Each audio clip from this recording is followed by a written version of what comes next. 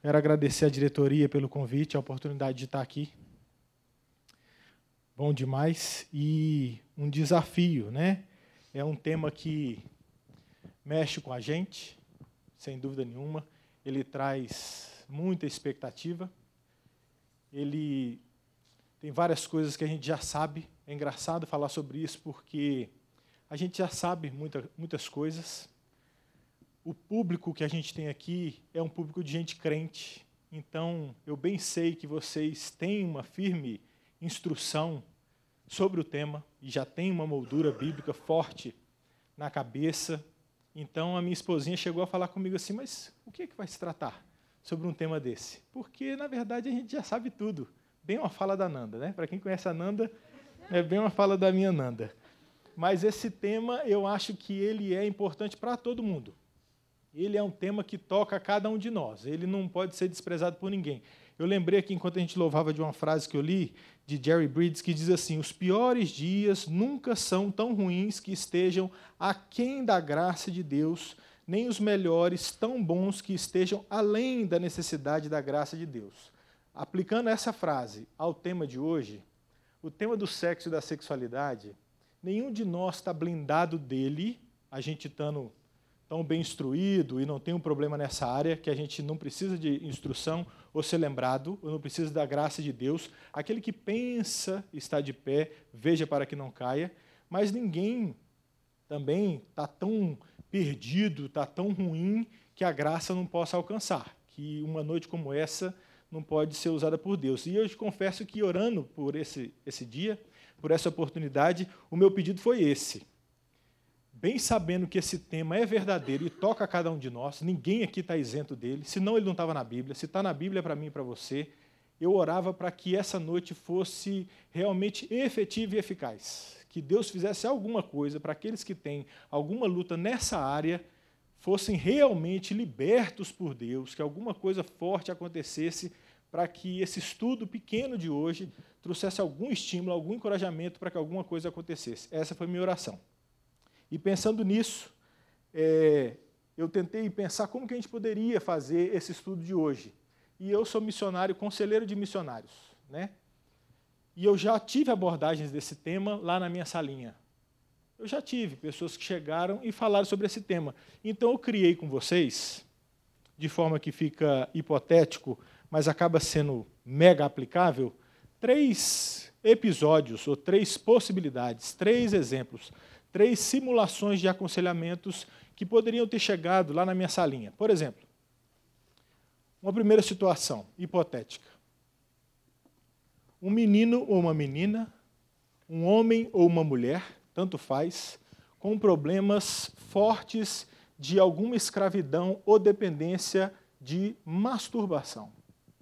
Chega, teve um golpe de encorajamento fortíssimo para chegar ao ponto, ou a escravidão está fortíssima para chegar ao ponto de chegar num escritório e olhar na frente de outro crente e ousar abrir o coração, é porque já está difícil demais, é porque ele já não aguenta mais, ela já não aguenta mais, ela sabe, acusada pela própria mente, que tem errado e tem sido escrava daquilo, ou menina, ou menino, ou homem, ou mulher, serve para solteiro, serve para casado, serve para menino, serve para menina, porque isso acontece. Então, essa pessoa chega e fala para mim esse tipo de problema. Pegando ainda essa situação de uma escravidão à masturbação, a gente pode fazer /pornografia, porque normalmente masturbação e pornografia estão muito amarradinhas. Dificilmente alguém que é escravo, está perdendo, apanhando para esse tipo de pecado, ele lança a mão de iniciativa como essa da masturbação a parte de algum grau de pornografia. Pode ser em pensamentos que estão estocados na memória, imagens curtas ou delongadas, pornografia mais usada fortemente para estimular, ou algum tipo de pornografia, normalmente está amarrado com a masturbação. Esse é um primeiro exemplo. Alguém que chega lá na minha salinha e fala, Carlitos, eu não aguento mais, essa é a minha luta, e eu não aguento mais perder para essa luta. Uma simulação de um exemplo, de um aconselhamento.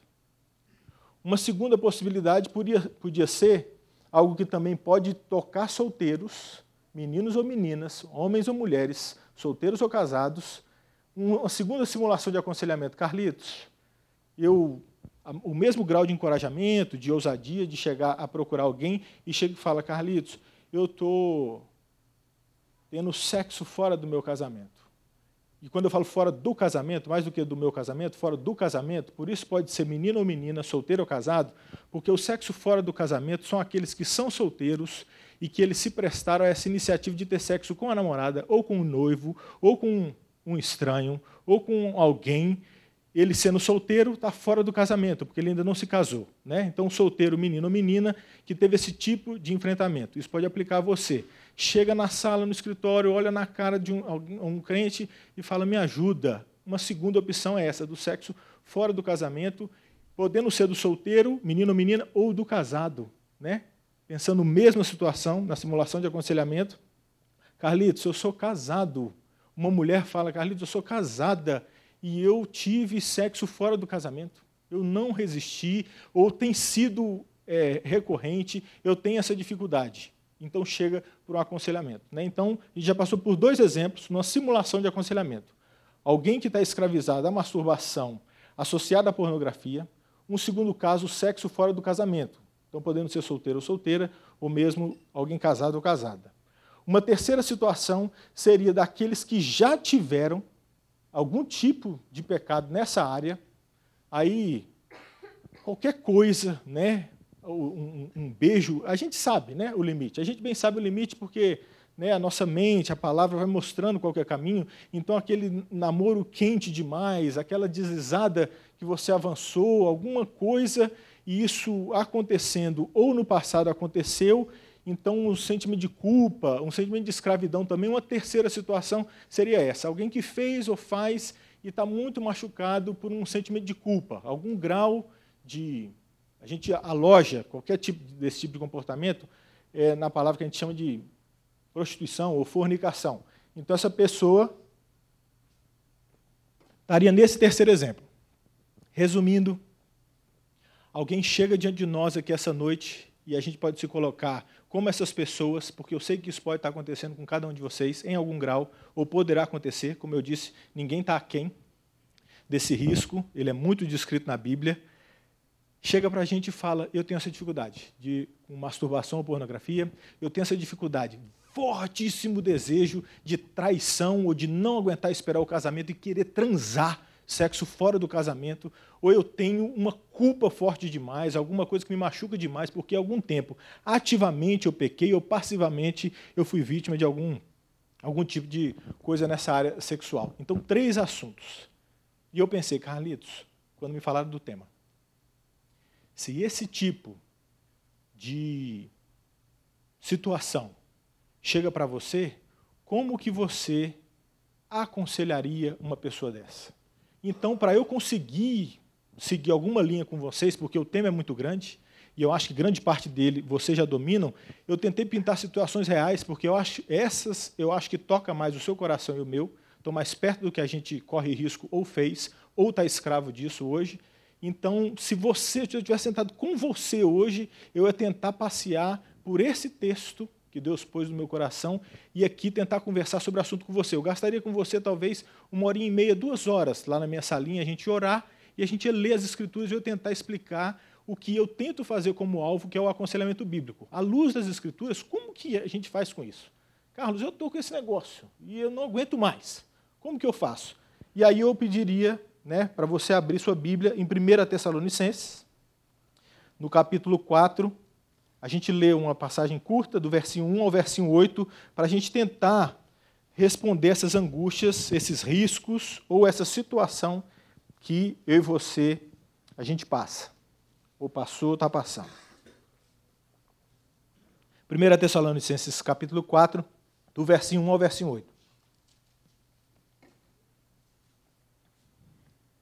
Vamos ler no intercalado. Eu leio um verso e vocês leem o outro. Diz assim a palavra de Deus. Finalmente, irmãos, nós vos rogamos e exortamos no Senhor Jesus que, como de nós recebestes, quanto à maneira por que deveis viver e agradar a Deus, e efetivamente estáis fazendo, continueis progredindo cada vez mais.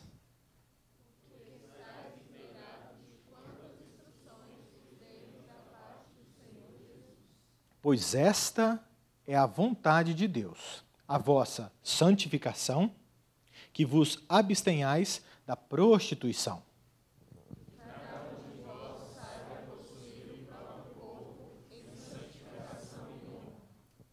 Não com o desejo de lascívia, como os gentios, que não conhecem a Deus.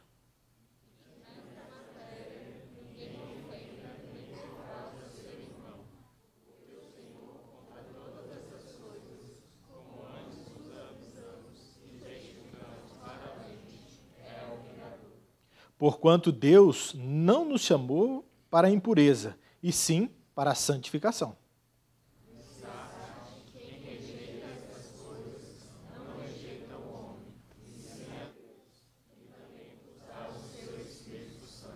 Queridos, eu quero chamar a atenção de vocês no versinho 3, a gente vai ficar amarrado nele a maior parte do tempo. Nós vamos lançar 3 perguntas para o versinho 3, e então depois a gente arremata do versinho 4 a 8, não expondo textualmente, para vocês não ficarem com a expectativa que vai ficar muito comprido. Talvez fique porque a conversa leva tempo. Mas no versinho 3 vai estar a maior parte da nossa conversa. Diz assim o verso 3, pois esta é a vontade de Deus, a vossa santificação, que vos abstenhais da prostituição. Nós vamos fazer 3 perguntas para esse verso, tendo como pano de fundo aquelas situações do aconselhamento. A gente está sentado de frente a essa pessoa pode ser você, e eu estaria com você sozinho, eu tentaria te pastorear dessa forma. 3 perguntas que nós vamos fazer para esse versinho, e aí a gente vai tentando entender a natureza dessas lutas que a gente vive. A primeira pergunta é, o que é motivação? O que é motivação? Eu vou tentar fazer as perguntas parecidas, os nomes terminam parecidos para te ajudar a memorizar. Então, o versinho 3 diz, pois esta é a vontade de Deus, a vossa santificação, que vos abstenhais da prostituição. 3 perguntas. O que é a motivação? O que é a prostituição? O que é a santificação?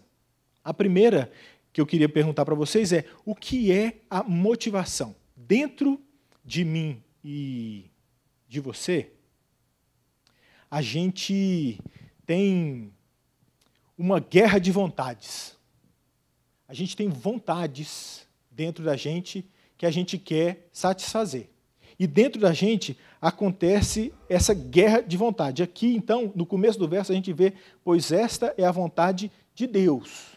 Então tem a minha vontade, as coisas que eu quero, e normalmente se eu perguntar assim, Milena, mas por que você fez isso? Ela poderia falar assim, porque me deu vontade. Não é assim que a gente fala, no fundo mesmo? Eu quis fazer. Me deu vontade, eu fiz. Dentro, o que move o meu comportamento e o seu comportamento? É a sua vontade. Te dá vontade de fazer alguma coisa e você faz. Aqui, a palavra de Deus nos mostra talvez um choque de vontades. Tem a sua vontade, que você sabe que é essa vontade, que te leva a esse tipo de comportamento que a gente conversou aqui no começo do aconselhamento. Você tem vontade de fazer e você faz. Mas aqui o versinho começa a falar que tem uma outra vontade, que é a vontade de Deus. Pois esta é a vontade de Deus. Tem, então, a sua vontade e a vontade de Deus. A gente começa a entrar nesse tema da vontade, em um grande tema, que a gente sempre há de cair nele, quando pensa nessa motivação, que é o tema da adoração. Eu aprendi essa verdade há muito tempo, e ela é muito mais forte do que a gente imagina. Se eu lembrar vocês de um versinho de Romanos 1:25, diz assim, pois eles mudaram a verdade de Deus em mentira, adorando e servindo a criatura em lugar do Criador, o qual é bendito eternamente. Amém. Quem se lembra desse versinho? Mais ou menos. Está lá em Romanos 1, é o versinho 25. Pois eles, nós, os seres humanos, mudaram a verdade de Deus em mentira, presta bastante atenção, adorando e servindo a criatura em lugar do Criador. Estamos conversando sobre motivação. Eu lancei um outro nome, que é o nome da adoração. A gente leu o versinho de Romanos que fala que a gente mudou a verdade de Deus em mentira. A gente parou de adorar o Criador e passou a adorar a criatura. É o que o verso diz. Eles mudaram a verdade, adorando e servindo a criatura em lugar do Criador. 3 coisas nos chamam a atenção rapidamente aqui. Primeira coisa, nós somos adoradores. Nós somos adoradores. Foi Foi Ted Tripp que me ensinou com ilustração, e eu amo ilustrações, porque eu sou filho de Jesus, e ele ilustrava muito. Eu amo ilustrações, ele dizia que se a gente for numa savana africana, dificilmente você vai ver, depois de uma leoa, a fêmea, correndo e pulando na nuca de uma zebra e abatendo ela para fazer o jantar, você dificilmente verá os leõezinhos. Uau, mãe! Que isso que a senhora fez? Que salto! Aí a senhora puxou a unha e deu na nuca da zebra, mãe. Arrebentou. Você nunca vai ver os leõezinhos aplaudindo a leoa e falando, uau, a senhora é demais. Nunca você vai ver, depois de um urso peludão no Rio Colômbia, lá nos Estados Unidos, quando ele pega um salmão numa patada, ou pega com a boca quando ele pula, os ursinhos, uau, essa eu nunca tinha visto. Uma bocada e pegou o peixe. Não é natural de bicho adorar e aplaudir alguma coisa, mas a gente não faz isso. A gente não tem uma foto do Neymar com a camisa da Nike, um boné escrito Just Do It, e a gente não tenta fazer a mesma coisa? E menino, xarope, não corta o cabelo igual o Neymar? É da nossa natureza adorar. Nós somos adoradores. Veja que o versinho de Romanos 1:25, dentro do tema da motivação e da nossa adoração, a gente não fica sem adorar. Nós somos adoradores e a gente não teve a opção aqui. Eles deixaram de adorar o Criador e ficaram de boa na lagoa, pararam de adorar. Não existe essa fase. Aqui diz, pois eles mudaram a verdade de Deus em mentira, adorando e servindo a criatura em lugar do Criador. Nós somos adoradores e não há neutralidade. A gente não fica sem adorar. Não, parei, não vou adorar nada. Ou você adora o Criador, ou você adora a criatura. Não há neutralidade, nós somos adoradores. É natural, para mim e para você, adorar alguém ou alguma coisa. Por isso que tem gente que adora o sol, por isso que tem gente que adora um macaco de pedra, por isso que tem gente que adora um Buda pintado de ouro. É natural para a gente adorar. Ou você adora o Criador, o único e verdadeiro Criador, ou você adora a criatura. Nós somos adoradores, não há neutralidade. A quem nós adoramos? É a última verdade dentro desse tema da motivação e da adoração. Se eu não estou adorando o Criador, eu vou adorar a criatura, diz o verso. Dentro das criaturas, qual a primeira criatura que você adora? Você, irmão. Você. Nós, essa grande luta das vontades, está apontando a gente nas nossas motivações, apontando para a nossa adoração, porque quando a gente para de adorar o Criador, o nosso Deus, a gente começa a adorar a criatura. Qual? O ego, o eu. O Carlitos é um grande Deus. Eu tenho um Deus grego aqui dentro. E ele adora ser adorado. Dentro desse tema da gente querer ser adorado, e eu quero adorar, e o versinho que eu anotei ainda fala assim, adorando e servindo a criatura em lugar do Criador, ou eu vou adorar a Deus ou alguém. Então, eu me adoro. A gente começa a entrar no que eu chamei, nesses estudos que eu estava estudando para falar para vocês, do ciclo da derrota. A gente não adora a Deus, não faz a vontade dele, começa a fazer a nossa vontade vai vencendo, aí você clica no site pornográfico mais uma vez. Aí você vê fotos daqueles homens com aqueles abdômenes e feito barra de chocolate na barriga. Aí você vê filmes ou seriados que mostram cenas picantes e você se imagina, casada com um homem daquele. Ou os meninos vendo aqueles corpos maravilhosos e ficam tendo fantasias e coisas na cabeça. Você está parando, você está perdendo para a vontade de Deus, que fala que não é para essas coisas, você gosta de ver essas coisas, você cede à sua vontade, porque a gente adora e serve ao que a gente adora. Você passa a adorar para você mesmo, você está com vontade, você vai e faz mesmo. Você entra no ciclo da derrota. Houve uma história que eu vi, que é a história de dois irmãos. O nome dele era Reinald III. Ele era um duque muitíssimo obeso, muitíssimo obeso. Ele entrou em guerra com o irmão dele, Edward. Diz a história que Edward ganhou a batalha de Reinald, só que ao invés de matá-lo, ele o aprisionou. Ele fez um quarto ao redor do Reinald. Só que ele fez um quarto com porta estreita. Já dá uma ensinação para a gente, né? Com porta estreita, que Deus diz que o caminho, a porta é estreita. E janelas, tinha várias janelas no quarto e uma porta estreita. E ele fez esse quarto ao redor de Reinald. Por quê? Porque Reinald era muito obeso. Ele era refém da vontade dele. O que ele queria, ele fazia. O que dava vontade, ele fazia. Ele se dizia livre. E uma das coisas que ele fazia era comer muitão. o irmão dele, ao invés de matá-lo, botou ele dentro desse quarto, que ele poderia sair assim que quisesse, se ele perdesse peso. Só que o irmão dele, conhecendo Edward, ele servia diariamente delícias suculentas no quarto de Reynold. Quantos anos vocês acham que Reynold ficou naquele quarto? 10 anos. 10 anos. Ele não dava conta. Ele comia mais e mais. Ele comia mais e mais. Chegou, a história diz que Edward, que é quem o aprisionou, chegou a morrer. E 1 ano depois, Reynold, dentro do quarto, já machucado pelo próprio vício, ele morreu dentro do quarto. Essa história é a minha e a sua história nesse ciclo de derrota.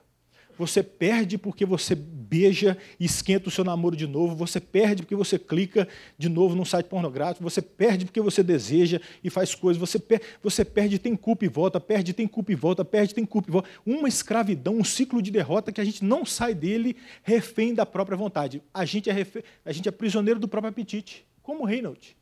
Porque a disposição das coisas que a gente tem, a gente não dá conta de vencer a nossa vontade e dizer não, para poder ser livre. Então, com a sensação falsa de ser livre, porque ele fez o que queria, tinha as delícias e ele comia. E o negócio dele era ser obeso. Qual o problema? Morreu. A gente sabe que esse tipo de alegria, ela não é uma alegria verdadeira. A solução para sair desse ciclo de derrota, diz aqui essa passagem que a gente leu, na motivação, é parar de adorar, então, a eu e a você, porque a gente serve quem a gente adora, e voltar a adorar a Deus. Mas como que a gente para de adorar a si mesmo, passa a adorar a Deus? Romanos também, lá no final, Romanos 1, 28, eu anotei, diz assim, e por haverem desprezado o conhecimento de Deus, o próprio Deus os entregou uma disposição mental reprovável para praticarem coisas inconvenientes. Vou ler de novo. Qual é o caminho da solução para eu parar de adorar a mim mesmo e voltar a adorar a Deus, o Criador? Parar de fazer as minhas vontades e fazer de Deus. Diz assim Romanos 1, 28. E por haverem desprezado o conhecimento de Deus, o próprio Deus os entregou a uma disposição mental reprovável para praticarem coisas inconvenientes, que é o que a gente faz. O caminho de volta, então, é o que diz o versinho aqui logo no começo, desprezado o conhecimento de Deus. Quanto mais eu conheço a Deus, mais eu fico basbacado e passo a adorá-lo, porque ele sim é digno de adoração. Me conta a sua história. E o que você faz com uma bola? Ou o que você faz com R$100? Ou o que você faz com o seu corpo? Ou o que você faz com a tua inteligência que é digno de eu te aplaudir?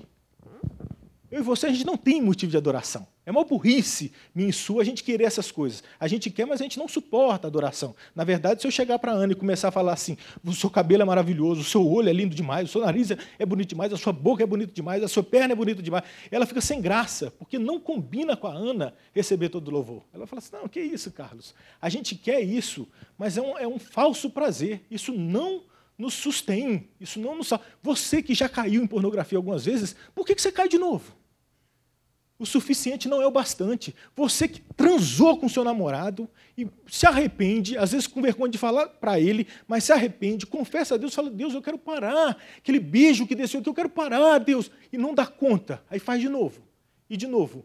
É porque você continua alimentando a sua vontade, adorando o seu próprio coração. Para parar com isso, só conhecendo muito a Deus, não desprezando o conhecimento de Deus, conhecendo mais a Deus, e você faz isso através da palavra e da pregação, ouvindo a palavra, você conhece mais a Deus, você passa a adorá-lo, e então você passa a segui-lo.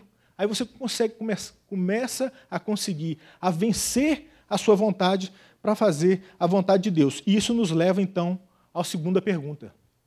A gente perguntou o que é a motivação. Vocês viram que passa por essa questão da vontade, e a nossa vontade passa por essa adoração que é de satisfazer a minha, a sua vontade, que é um saco sem fundo. Não há site pornográfico suficiente para aplacar a sua vontade. Não, se você conseguisse... Eu confesso que eu vou ficando sem graça por causa da câmera, porque aqui a gente está nesse ambiente que a gente criou para falar sobre esse assunto. E eu fico com medo de ser interpretado fora desse ambiente. Mas... se você conseguir transar com todos os meninos e com todas as meninas do mundo, não é suficiente. A minha esposa e eu, quando a gente conversa sobre algumas coisas, outros prazeres, como, por exemplo, viajar o mundo todo, que a gente gosta muito, se a gente começar a viajar o mundo todo e acabar o planeta Terra, visitei todo o planeta Terra, ainda assim vai ter uma fome dentro do meu peito e do dela para pensar assim, vamos juntar dinheiro para ir para a Lua? E depois da Lua, será que já está fazendo voo para Marte? Porque é assim a nossa vontade. Não vai ter jeito. Você está escravo, como o Reynolds, de um apetite que vai te matar. Não tem jeito, você está fazendo a sua vontade. A sua vontade é podre. Você está adorando criatura, você tem que adorar a Deus. Para adorar a Deus, você precisa conhecer mais a Deus, porque Ele é o máximo. E à medida que você adora, você fala, uau! Você começa a querer seguir o que Ele te fala. Então isso nos leva, o que eu falei, à segunda pergunta. Falamos sobre o que é a motivação. Agora o que é, está mais claro no texto, o que é a santificação. Leiam todos vocês o versinho 3 mais uma vez, por favor.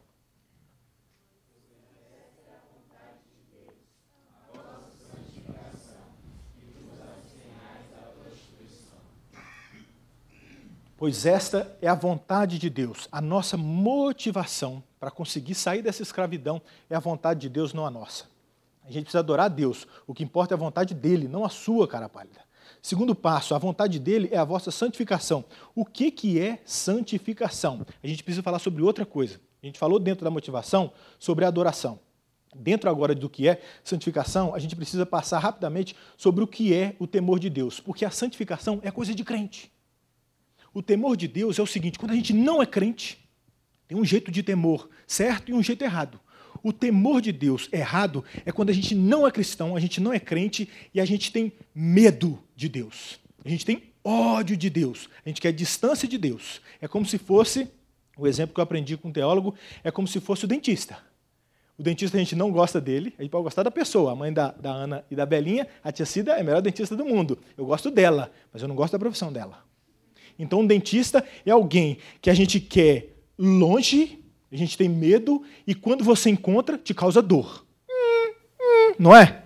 Dentista. Esse é o temor errado. Gente que não tem Deus, é esse tipo de temor. O temor que tem medo de Deus, porque ele fala coisas que me acusam, e quando eu estou perto dele, ele me causa dor, pânico. É quando você vai contar de Deus para as pessoas, ela não quer te ouvir. Não é natural para elas. Elas têm medo de Deus, o temor errado, um medo errado. Mas tem o temor certo, que é o temor daqueles que Deus falou assim, vem cá, você é meu. Então ele ilumina a sua mente, ele derrete o seu coração, ele desescraviza, liberta a sua vontade. Esses são os convertidos. Acendeu uma luz diferente, abriu os olhos, mudou o jeito de ver o mundo, e aí você agora não tem medo de Deus, mas o medo agora é reverente. Você tem desejo e deleite. Você tem vontade de estar pertinho de Deus, e quando está com Ele, aí é que você acha bom mesmo, a gente gosta do culto. O louvor é bom. Eu, por exemplo, com a minha esposinha, eu viajo muito. Quando eu estou longe dela, eu tenho desejo de estar com ela, vontade de voltar para casa, desejo, muita saudade. Quando eu estou em casa, eu me deleito, a gente ri, ela conta história, me fala o que ela fez, eu conto o que eu fiz, os missionários que eu conhecia, as comidas que eu tive que comer. A parte não é tão boa. Mas então, eu tenho desejo quando eu estou longe e me deleito quando eu estou perto. Esse é o temor certo. O temor errado do não crente, tem medo de Deus e quando está perto causa dor, não quer. O temor certo, eu tenho desejo por Deus e quando eu estou pertinho dele, eu me deleito. É bom demais. E o que eu faço, então, o que gera esse temor certo, que é coisa de crente? É o temor reverente, que é uma característica do temor certo, que é o quê? É vontade de agradar a Deus. Eu gosto tanto de Deus que eu quero saber o que Ele manda para eu poder fazer a vontade dele. É esse Deus que eu gosto. Eu tenho desejo de fazer o que Ele manda. Dentro, então, desse assunto do que é a santificação, é coisa de crente que tem esse temor certo entender a vontade de Deus para poder fazer a vontade dele. É uma alegria para o crente saber o que Deus está mandando, que eu estou com vontade de obedecer. Hoje eu acordei com vontade de obedecer a Deus. Essa é a sede do crente. Não é natural para um coração perdido, mas para um coração novo, que Deus mudou, a nossa vontade é obedecer a palavra de Deus. E ao obedecer a palavra de Deus, isso gera em mim e em você verdadeira alegria. Como que eu descubro? Porque, na verdade, é o seguinte, pecado dá prazer, não dá? Se eu falar que não dá, eu estou mentindo, não dá?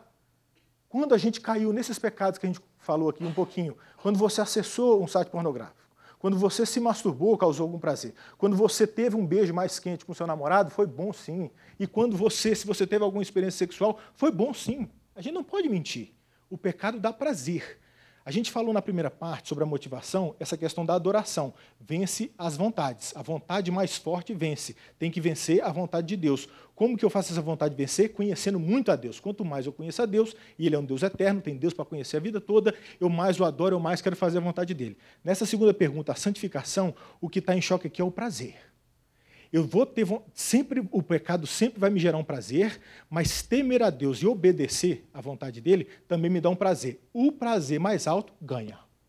Se você, ao sentir uma forte tentação de clicar mais uma vez num site, ou de sair e usar uma saia mais curta com seu namorado porque você está num fogo puro, e você cede a isso, venceu o prazer do seu pecado. Não venceu o prazer de obedecer a Deus. Porque a mulher, ela pode ser atraente, ela não pode ser atrativa. A gente bem sabe o limite de uma mulher elegante e atraente e uma mulher vulgar e atrativa. O prazer que vencer dentro do seu coração é o que vai gerar essa alegria. Só que todas as vezes que você cedeu a esse prazer, que você sabe, mais do que eu, que ele não dura, ele acabou e você caiu naquele ciclo da derrota, deu fome de novo, você come de novo, porque estão oferecendo as iguarias, as comidas são oferecidas, o mundo está aí, as meninas estão de saia curta, o decote é baixo sim, a internet bomba, os programas diminuíram a roupa das mulheres, vai falar sobre carro, põe uma mulher, vai falar sobre coca, põe uma mulher, vai falar sobre igreja, põe uma mulher. É desse jeito, se você está exposto a isso e esse prazer vence, você perdeu para o prazer perene, que é quando a gente obedece a Deus. Você já obedeceu a Deus e você sentiu algum prazer? Porque isso é coisa de crente. É difícil falar para quem não é crente. Mas se você é crente, eu acho que você já experimentou o que eu já experimentei, que é quando você obedece a Deus, você fala, cara, é isso. Você sabe que você fez o que você tinha que fazer. Você fala, cara, é isso, eu consegui. Aí às vezes a gente começa a computar. Fiquei um mês sem acessar um site, fiquei tanto tempo sem ter intimidade com meu namorado, estou conseguindo namorar com ele, tipo, só dando beijo e evitando ficar sozinha com ele no carro e tal. Você vai ficando feliz, porque essa é uma alegria perene. Ao querer, dentro do temor a Deus, que é esse desejo de obedecer à vontade dele, o temor reverente, eu quero agradar a Deus, a gente precisa saber qual que é a vontade dele. E é aqui que eu sei que vocês já sabem. Aqui a gente passa rapidinho. Porque vocês já sabem, isso vocês já sabem. Qual que é a regra? Qual que é a vontade de Deus? A gente passa por Gênesis. Gênesis 1, Deus está criando todas as coisas, aí ele cria o menino e a menina. Não criou nenhuma coisa diferente, menino ou menina. Já tem um subtema dentro do tema. Criou menino e menina. Aí ele fala que vocês vão ser fecundos e vão se multiplicar. Então ele criou o sexo. Vocês vão ter que ficar junto. E o encaixe é perfeito, menino e menina. Então vocês vão ter que se multiplicar. E depois, isso em Gênesis 1, 27 e 28, está pertinho. Ele fala, criou, homem e mulher os criou. Aí depois ele fala, seja fecundos e multiplicar, e enche a terra. Não tem outro jeito de encher a terra se não for com sexo. Não tem jeito. É assim. Então ele criou o menino e a menina, criou o sexo, e depois em Gênesis 1, 31, depois de criar um montão de coisa, hoje o nosso foco é na sexualidade, ele fala, e foi muito bom. Ele não falou assim? Em Gênesis 1, 31? Ele falou assim, e foi muito bom. E é mesmo, a gente sabe o que é.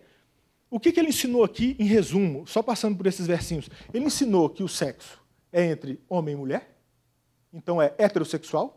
Ele ensinou que é com o homem e com a sua mulher, porque em Gênesis 2, 24, ele fala que você deixa pai e mãe e se une à sua mulher. Ele não fala suas mulheres, então é monogâmico. Além de ser heterossexual, é monogâmico. E fala que você deixa pai e mãe e se une à sua mulher. É no casamento. Isso vocês sabem. Eu passo rapidinho porque vocês sabem. Como que é sexo? Sexo é menino e menina, sexo é só com a sua esposa, só com uma mulher, e quando? No casamento. Deixa pai e mãe e se une à sua mulher, não a dos outros. Não a que não tem dono ainda. Então isso vocês sabem. Se eu quero, nessa segunda pergunta, que é o que é a santificação, a gente passou pelo temor de Deus, que são aqueles que temem ao Senhor, têm vontade de agradá-lo. Para agradá-lo eu tenho que saber o que o Senhor quer, Deus. Aí ele fala, nesse assunto de sexo, o jeito é assim, é você ficar firme, esperar o casamento e fazer sexo, fazer amor só com a sua esposinha. Esse é o jeito que eu criei. Essa é a minha vontade. Você quer me agradar? Você faz isso. E eu te prometo, o prazer é tremendo. É alegria maior do que você ficar me desobedecendo. É o que ele fala em toda a palavra dele. Aí, outra regra que ele dá, também ainda passando nessas regrinhas de como que é isso, talvez pensando até já nos casados, ele fala ainda que, além do sexo ser muito bom, porque tudo que ele criou era muito bom, e o jeito que era assim, ele fala ainda que tem que fazer. Você já pensou nisso? Porque o inimigo, e a queda sujaram a nossa mente. A gente acha que é feio falar essas coisas. Mas, na verdade, ele fala, tem que fazer, não pode parar de fazer. É importante fazer. Olha o que ele diz em 1 Coríntios 7,3. O marido conceda à esposa o que lhe é devido, e também, semelhantemente à esposa, ao seu marido. 1 Coríntios 7,3. 1 Coríntios 7,5. Não vos priveis um ao outro, salvo talvez por mútuo consentimento, por algum tempo, para vos dedicardes à oração, e novamente vos juntardes, para que Satanás não vos tente por causa da incontinência. O que Deus está falando aqui? Se você é casado, se você é casada, ou quando você casar e você for casado, o jeito de ter intimidade sexual, então, é com a sua esposinha ou com o seu maridinho no casamento. Só com ele. E ele promete verdadeira alegria quando a gente faz isso, por mais que sou estranho aos seus ouvidos, que o mundo diz ao contrário. Uma vez estando casado, tem que fazer. Tem que fazer. Ele fala que tem que fazer e tem que fazer com alguma frequência. A gente não tem regra aqui, mas ele diz com alguma frequência. Só para. Quando que vai parar? Quando os dois toparem. Suspender um pouco. Por qual motivo? Por oração. Por tempo determinado, para que o Satanás não comece a te tentar. Casais que normalmente, afligidos por um dos nossos inimigos, elementos da antimissão, talvez o mundo, a correria do dia a dia, o tempo de casamento, vão esfriando isso. A mulher ou o marido expõe o marido ou a esposa a ser tentado por Satanás e cair nessa área. Dentro dessa simulação de aconselhamentos que eu estou falando com você, eu poderia citar, obviamente anônimo, um caso como esse. Uma esposa que, talvez por dificuldades, por algumas coisas, ela não estava tendo relações com o marido, e ele, a palavra diz que a gente teria que ter, por essa privação, ele foi mais exposto às tentações. Porque aqui diz, para que Satanás não vos tente por causa da incontinência. O sexo é desse jeito, essa é a regra, já que eu quero agradar, e uma vez seguindo a regra, eu tenho que cumpri-la. Esse é o jeito de crente. E aí, quando você se casa e passa a ter esse deverzinho de casa, você vai vendo que, mais uma vez, a serpente, o pecado e o seu coração, eles te enganaram. Porque antes de poder desfrutar desses prazeres, você o pinta como melhor que Deus. E ao poder desfrutá-lo, você vê que é mais uma benesse de Deus. É mais uma coisa legal que Deus fez. Mas não é essa Coca-Cola toda. Estou dizendo que é muito bom, Deus fez, mas uma vez você podendo desfrutar disso, é bom igual outras coisas são boas. O mundo pinta isso como um negócio muito especial, e aí envenena a minha mente e o seu coração.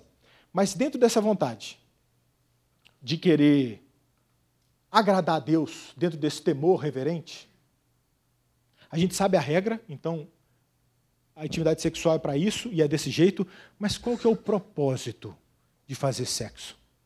Para que serve isso? Isso vai ajudando a gente nas nossas lutas, voltando para a nossa área de aconselhamento, quando a gente descobre isso também. Dentro do propósito do sexo, há um propósito principal e um propósito adicional. O propósito principal é o seguinte, me deixa ler alguns versos para vocês. 1 Coríntios 10, 31. Portanto, quer comais, quer bebais, ou façais outra coisa qualquer, fazei tudo para... Vocês sabem de cabeça. Colossenses 3,17. E tudo o que fizerdes, seja em palavra, seja em ação, fazei-o em nome do Senhor Jesus, dando por ele graças a Deus, Pai. 1 Pedro 4,11. Se alguém fala, fale de acordo com os oráculos de Deus. Se alguém serve, faça-o na força que Deus supre, para que em todas as coisas seja Deus glorificado por meio de Jesus Cristo, a quem pertence a glória e o domínio pelos séculos dos séculos. Amém. Qual que é o propósito do sexo? Se todas as coisas são para a glória de Deus, e dentro de todas as coisas tem a sexualidade, por óbvio, o propósito principal do sexo é a glória de Deus. Isso vai te ajudando e me ajudando a você vencer as suas lutas. Esse é o propósito principal. O propósito adicional, a gente sabe que Deus também nos diz que é consumar o casamento. Um casamento sem intimidade sexual não é casamento. Consumar o casamento, procriar, que ele diz também claramente na palavra, amar, porque Cantares, basta ler Cantares, né? A expressão forte do amor é a intimidade sexual, e desfrutar. Pelo menos 4, deve ter mais, tá? mas até para ficar fácil de decorar, é consumar, procriar, amar e desfrutar. Propósito adicional, mas o propósito principal é a glória de Deus. Lembra que na motivação a gente falou sobre adoração, e a adoração a gente falou sobre vontade. Então não vale a minha vontade, vale a vontade de Deus. Como que a vontade de Deus vence? Por meio do que a gente adora. Se eu adoro a mim mesmo, a minha vontade vai vencer. Eu faço o que eu quero. Para a vontade de Deus vencer, eu tenho que conhecer mais a Deus e conhecer a vontade dele. A gente descobriu que a vontade dele é a santificação. Dentro da santificação, a gente falou sobre o temor. O temor tem o jeito dos não crentes, eles não temem a Deus, eles têm medo de Deus, mas a gente tem um temor gostoso, um temor reverente. Eu tenho vontade de agradar a Deus. Para agradar a Deus, eu tenho que saber como é que é sexo para Deus. Sexo para Deus é muito bom. Você, com uma menina, depois que você casar, a vida toda você tem que fazer. Esse negócio é do céu. Vamos treinar.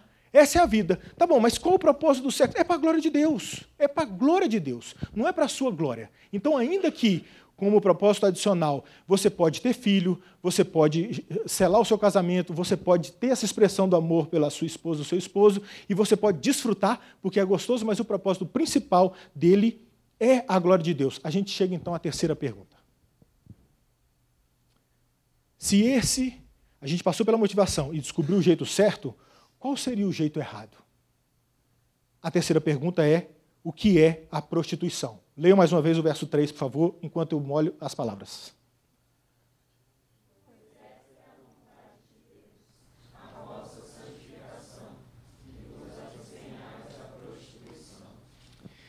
Queridos, como eu falei, vocês são crentes maduros. Você tem um grau de Bíblia que me deixa confortável para falar com vocês, passando rapidinho por essas coisas que eu passei agora e também por essa.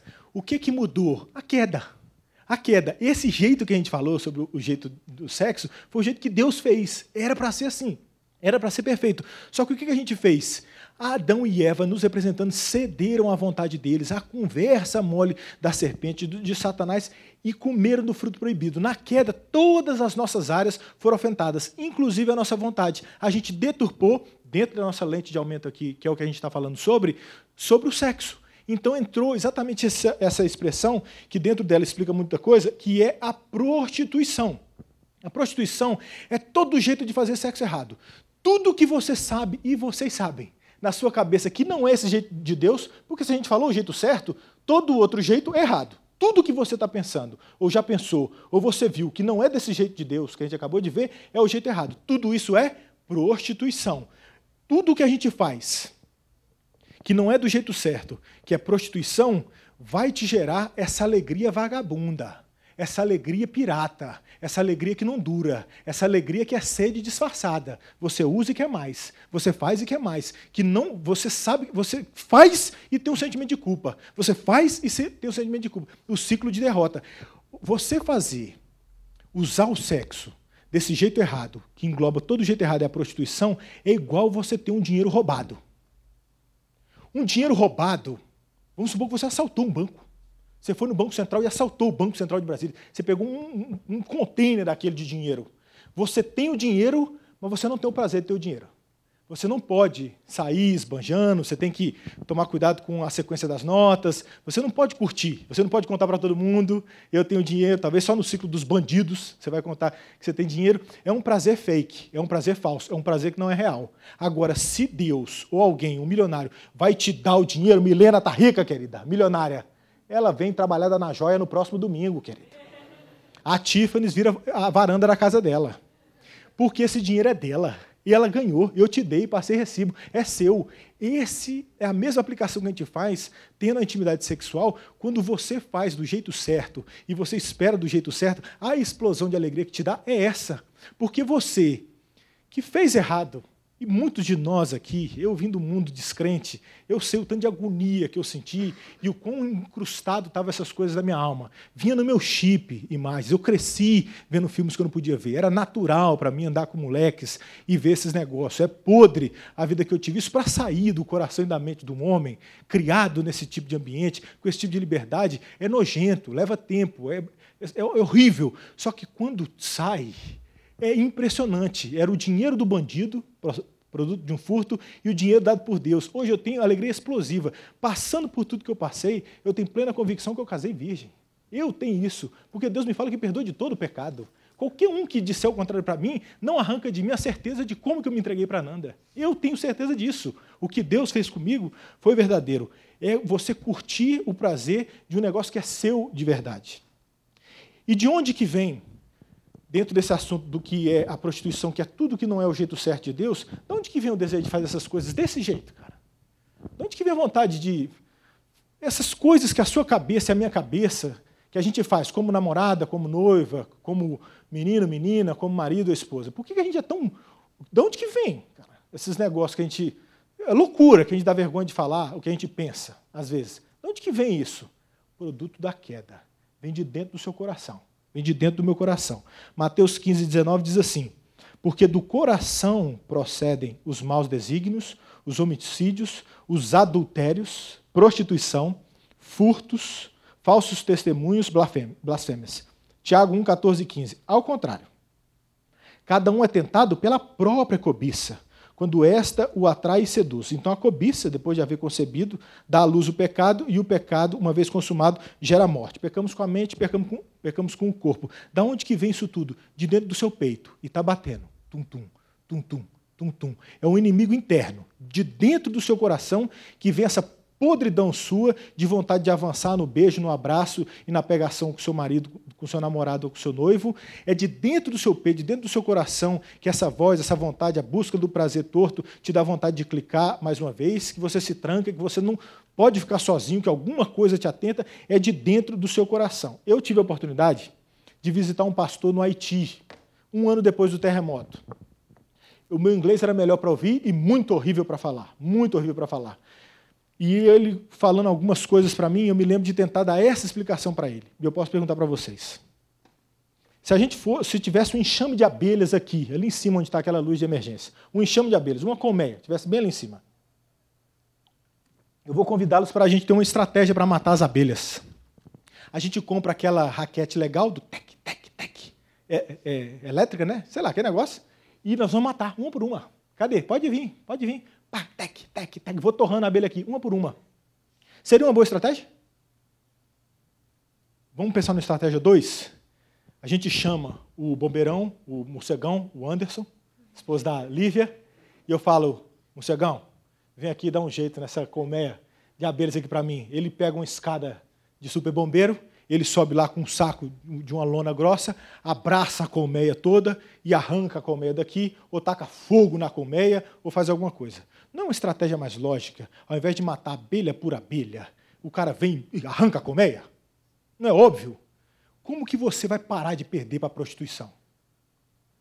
Para esse tipo de vida, esse tipo de coisa que você sabe que você está fazendo, esse tipo de namoro, de noivado que você tem, esse tipo de vida podre que você vai ficar perdendo para site, mais uma vez, com uma tela desse tamanho, para o seu celular, para grupo de WhatsApp que fica mandando nude aquelas mulheres daquele jeito, ou aqueles homens trincados. Até quando você vai perder para isso? Qual que é a estratégia de matar isso? Não é matar abelha por abelha, não é tentar vencer o seu comportamento, é matar isso no coração. Como que mata na fonte? Arranca o negócio de colmeia. Porque querer fazer paliativo é igual a luz do meu carro apitar o óleo. Eu fui trocar o óleo ainda hoje à tarde. Apita a luz do óleo do meu carro, eu vou dar um bico no painel para quebrar aquela luz que está apitando que está faltando óleo. É uma idiotice a gente tentar apagar um negócio com um paliativo. Eu tenho que ir na fonte. Tira aquele óleo lá e bota o óleo certo. É solucionar o problema. O meu problema, o seu problema, é dentro do coração. Não adianta ficar maquiando que a gente vai dar conta de resolver isso de algum outro jeito. E quem opera dentro do coração é Deus. História do C.S. Lewis. Quem lembra do C.S. Lewis? As Crônicas de Nárnia? Ele tem um livro chamado, não sei se vocês já leram, quem já leu? The Great Divorce, O Grande Divórcio. A missionária ali atrás, minha amiga, já leu. Ele conta uma história pintando esse desejo, essas coisas, esse prazer podre que a gente tem dentro do coração. Ele chama de lascívia / cobiça, vamos chamar assim, e ele personifica essa lascívia e esses desejos que eu e você a gente tem. Ele fala que esse homem tinha um lagarto vermelho aqui no ombro. E esse lagarto vermelho ficava sussurrando sacanagem no ouvido dele, falando coisas no ouvido dele, induzindo ele a fazer tudo que não é a santificação, mas é a prostituição. Aquele lagarto vermelho podre aqui com o rabo descendo no braço dele. E, como eu falei para vocês, obviamente isso nos dá algum prazer. É prazeroso, só que o prazer maior tem que vencer. Mas esse lagarto estava ali no ombro dele, sussurrando aquelas coisas, alimentando a lascívia e a cobiça dele. Aquele lagarto ali. Eis que aparece um anjo e fala, eu mato esse lagarto para você. Você quer que eu mate? Aí o cara ficou numa crise. Igual eu e você a gente fica. Porque é gostoso esse pecado nosso. É bom demais poder fazer alguma coisa dessa, porque gera algum prazer. Aí ele falou assim, não, peraí, eu acho que eu dou conta de ficar meio surdo desse ouvido aqui, e eu vou... Ele começou a arrumar desculpas para não matar aquele negócio. É quando você sabe que aquele grupo de WhatsApp maldito seu manda foto podre e você ainda não saiu dele. Quando você sabe que uma colega ou outra sua de trabalho, ela quer te garfar e você continua conversando com ela, você não cortou ela. Quando você tem aquelas amigas no Facebook ou aqueles amigos no Facebook que ficam te cantando, sabendo que você tem namorado, e você não para, você não bloqueia e não para de falar com ele. Você deixa o lagarto aqui e o anjo está falando, você quer que eu mate ele para você? Aí você fala, não, peraí, vai tentando se convencer. Até que depois de tanto tempo de escravidão, igual você pode estar vivendo, ou já viveu, ou como eu já vivi, de perder para essas coisas, até que um dia você fala para o anjo, pode matar, pode matar. E o anjo vem e mata o lagarto. Mas diz a história que aquele lagarto vermelho, ele não morreu, mas se transformou. E diz a história que se transformou num cavalo forte, lindo e belíssimo, e agora não mais o lagarto ficava sussurrando coisa no ouvido do homem, mas o homem montou no cavalo e foi a galope para o céu. E agora ele chorava, alegre e cheio de gratidão, porque ele descobriu alegrias muitíssimo maiores. À medida que ele galopava para o céu, ele via que tudo que aquele lagarto tinha seduzido, aquela lascívia, aquela cobiça, aquelas coisas da prostituição, que ele se perdeu e estava escravo há tanto tempo, escravo do próprio apetite, agora galopando para o céu, ele fala, uau, isso aqui é alegria agora. Esse é o caminho da vitória sobre a prostituição, a lascívia, a cobiça e essa escravidão que estão deturpando a minha e a sua sexualidade. É quando a gente descobrir não só o que nos maltrata para a gente deixar e matar e sufocar, mas também passar a investir num outro tipo de prazer, o prazer puro, que nos leva à alegria verdadeira. Eu anotei algumas frases aqui de um livro que eu li, que diz assim, quando o desejo lascivo é destruído, não chegou ao fim, mas ao início do desejo puro. É você substituir o comportamento. Deus não chama a mim e a você ao sacrifício por um fim em si mesmo. Não é para fazer esses negócios, para não ter esse prazer, não. É assim mesmo que vive. Um Deus maldoso, ele não te chama para o sacrifício pelo sacrifício em si, mas para te promover uma alegria muito maior. Por isso que ele diz assim, tome a sua cruz e siga-me. É uma cruz que não é de chumbo, ela é carregável, mas ela também não é aveludada, tem algum sacrifício, mas essa é a parte do sacrifício. Tome a sua cruz, mas siga-me. Essa é a alegria tremenda. À medida que você segue Jesus, você fala, nunca sofri. Que sacrifício? Deixar de acessar um site de pornografia? Isso nunca foi sacrifício. Eu não fiz mais do que obrigação. Deixar de beijar outros homens, deixar de ter relação íntima com outro homem que não seja meu marido, isso não é sacrifício nenhum. E isso é bom demais.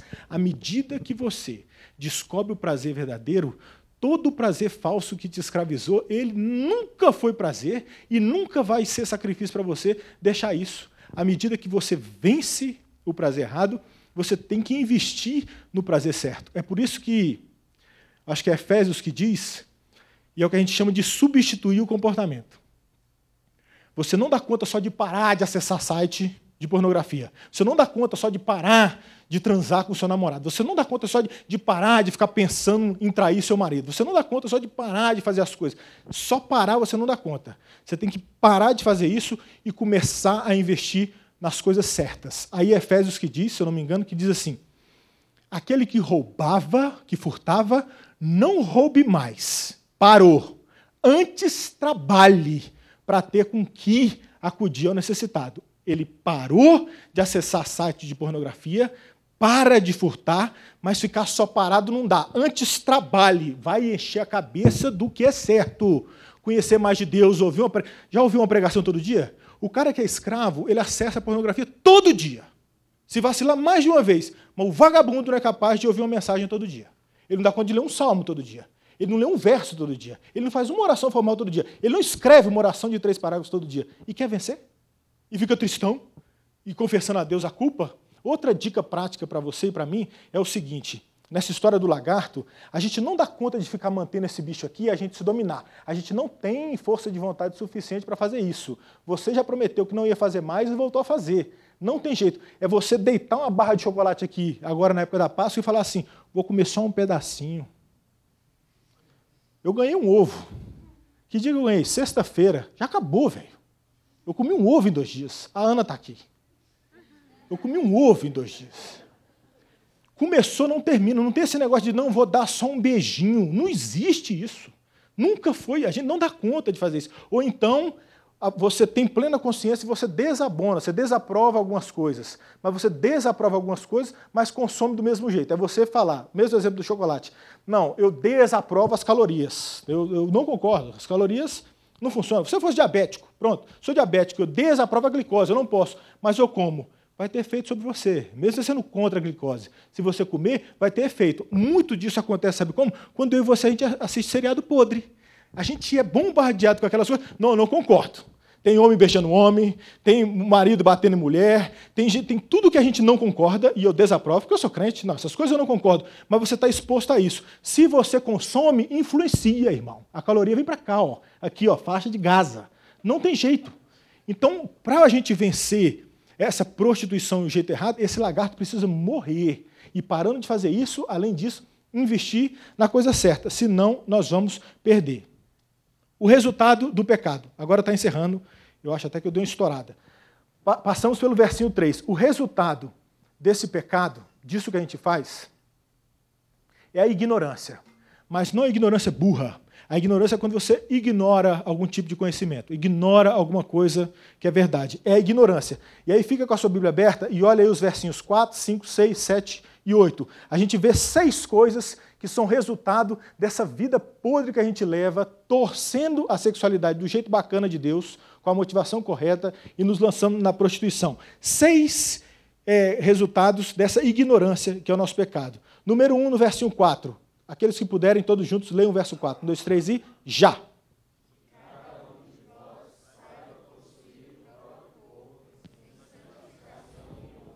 Primeira coisa que a gente ignora é o templo. Vocês são crentes, e eu falei disso. Vocês sabem que isso aqui é templo do Espírito Santo. Não precisa ninguém ficar pregando para vocês. Então, quando você decide pecar, vou ficar com meu namorado sim, vou dormir mais uma noite com meu noivo sim, e vou fazer isso sim, vou trair meu marido sim, e vou beijar sim, vou acessar sim, e você se joga no negócio, você está ignorando burramente o templo do Espírito Santo. Você faria esse tipo de sacanagem aqui dentro do templo da igreja?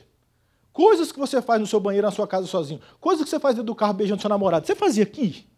Por que aqui nesse templo você não tem a cara de pau de fazer e sozinho você faz quando Deus fala que isso aí chama templo? É templo do Espírito Santo. O primeiro resultado é você ignorar o próprio templo. Diz o versinho 4, olha aqui, ó. Que cada um de vós saiba possuir o próprio corpo em santificação e honra. Segunda coisa que a gente ignora, verso 5, todos vocês, 1, 2, 3 e já.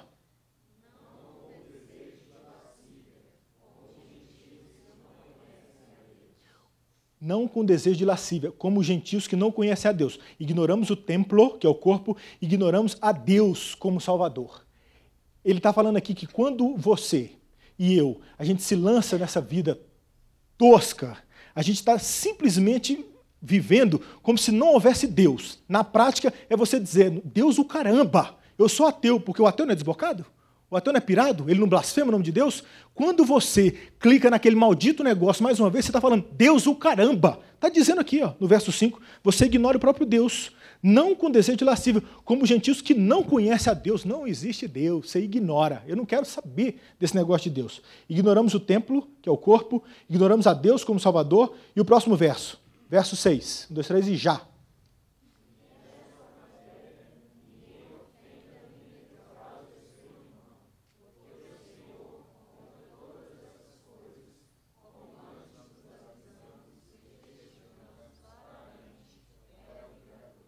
Ignoramos o corpo como templo, ignoramos a Deus como Senhor e Salvador, ignoramos o irmão como o próximo.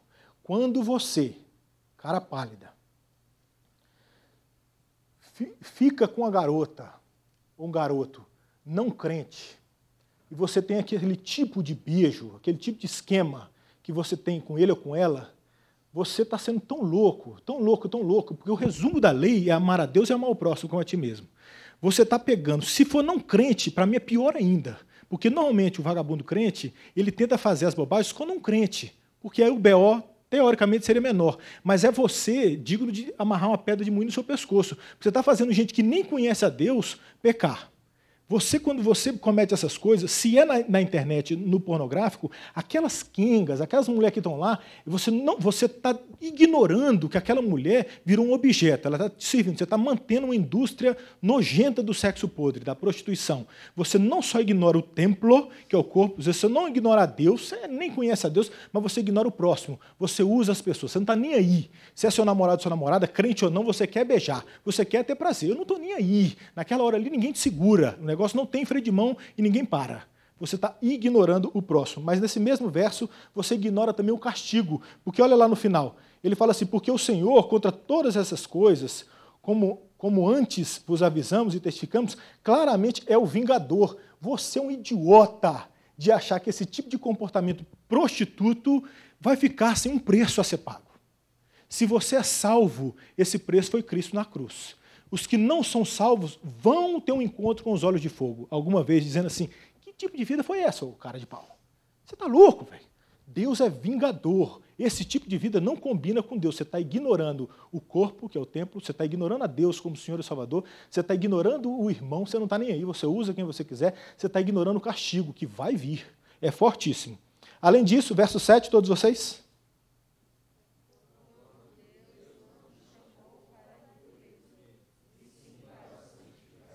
Você está ignorando o chamado como vocação. Aqui diz assim, porque Deus não nos chamou para a impureza e sim para a santificação. A gente falou bem sobre isso. Você não foi feito, o design do seu corpo, o design da sua vida, quando Deus te pensou, da turma toda, tinha uma galera indo para o inferno. Muita gente indo para o inferno. Todos pecaram e carecem da glória de Deus. Todo mundo indo para o inferno. Ouvimos aqui o pastor pregando sobre a eleição. Todo mundo indo para o inferno e fizeram muito bem, porque a gente desobedeceu a Deus. Se você acha que Adão e Eva não te representam, é só você lembrar dos seus pecados. Você já se lançou no inferno com os seus pecados. Esquece de Adão e Eva. Com tanto de coisa que você já fez errado, você já ia com o peso do seu pecado para o inferno. Está indo para o inferno. Aí Deus vai e pinça, vem cá, você, vem para cá. Você é meu. Uma santa vocação. Ele te pensou, não é para aqui, como crente, você viver desse jeito podre. Uma vez como crente, você não vive a impureza. Foi para isso que eu te tirei, ô Carlos. Abre os olhos, presta atenção. O negócio agora é ser santo e crente, irmão. A minha vontade é essa, o negócio é ser crente. Segura aí sua cueca, vamos ficar firme. Você está ignorando a vocação. Você quer ficar no meio dos crentes, vivendo do jeito do mundo. Posso dar uma dica para você? Sai fora, dá lugar para outro. Dá lugar para outro. Esse lugar não é seu. Você está misturado aqui. Se pedir para todo mundo berrar, bé, o seu berro vai sair. Você é lobo. Você é lobo. Você pode estar flertando com menina aqui. O seu namoro é podre, a sua cantada é podre, a sua chamada para tomar um sorvete é podre. Você é perigoso para o meio. Se você não honra a sua vocação, você está ignorando a vocação, você não foi chamado para a impureza, foi para a santificação. Se não quer ser santo, sai fora. Não é o seu lugar aqui. E por último, verso 8. Todos juntos, 1, 2, 3 e já.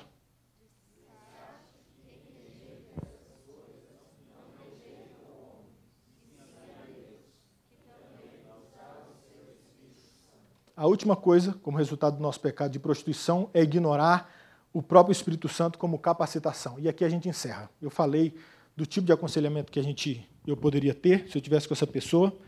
Eu tentaria exortá-la dessa forma que eu falei para vocês, passeando por esse texto e dizendo essas coisas, passeando ali pela motivação dos nossos corações, o que é a santificação, né, que o temor de Deus faz a gente querer atender à vontade dele, passaria pela prostituição pintando o nojo que é o nosso pecado, mostraria os resultados da loucura que a gente faz quando a gente se entrega à prostituição, mas eu preciso encerrar, e a gente encerra com a cruz. O final da última negligência aqui, que a gente ignora, é o Espírito Santo. Se você pensa que o seu pecado no passado, hoje, ele é tão sujo, tão insistente, tão encardido, tão repetitivo, que não tem solução, Carlitos, não tem solução, eu não sou crente. Você está dizendo, por último, na maior burrice do século, que o seu pecado é mais forte do que o sangue de Jesus. Ou seja, tem um pecado na sua vida de prostituição, de vício de pornografia, de não conseguir parar de se masturbar, de não conseguir parar de trair sua mulher, de não conseguir parar de transar com sua namorada, que você não aguenta esperar o casamento. Você está dizendo que isso é mais forte do que o sangue de Jesus. Só que Jesus, com o sangue dele, ele morreu para redimir todos os pecados. Vai me dizer que tem um pecado de um camarada como você, preso na história, que nasceu, está vivendo nesse tempo, morre daqui no máximo 50 anos, pelo nível de idade que tem aqui. Vai morrer daqui 50 anos. Na sua história tem um pecado que, não, esse Deus, Jesus, não dá conta de pagar e de limpar. Esse ele não dá conta de perdoar. Você é digno de aplauso. Você é mais forte do que Deus. Eu quero te encorajar E esse é o grande lance quando a gente cai nesse tipo de pecado ou qualquer outro, a encurtar a distância que você tem, a vergonha que você tem de voltar para a cruz. Jesus perdoa todos os pecados.